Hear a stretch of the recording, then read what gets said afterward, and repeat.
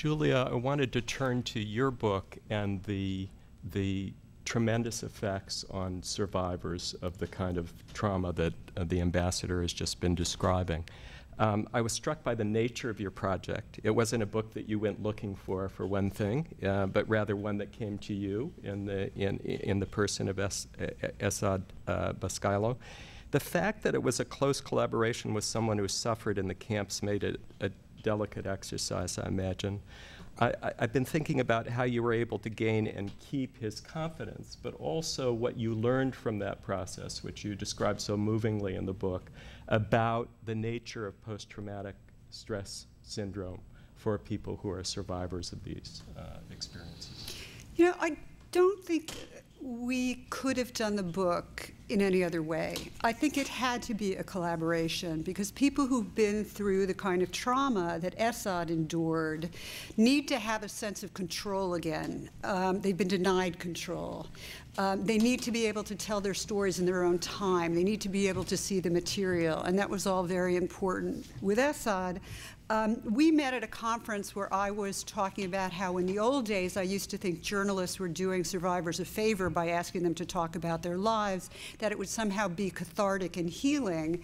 But in fact, when I interviewed a woman in Afghanistan who had lost her son, she had headaches for weeks, a North American nun who'd survived torture in Guatemala had a flashback not long after we talked.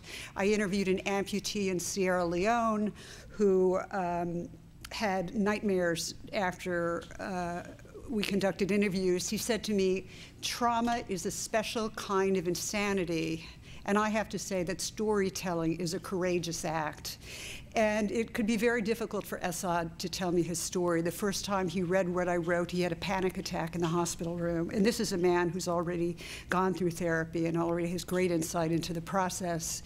I think that what I wish the military understood and was that helping someone with PTSD, veterans from Iraq and Afghanistan, can be a very long process.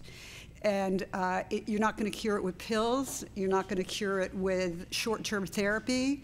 Sometimes it takes years for people even to open up and say what happened.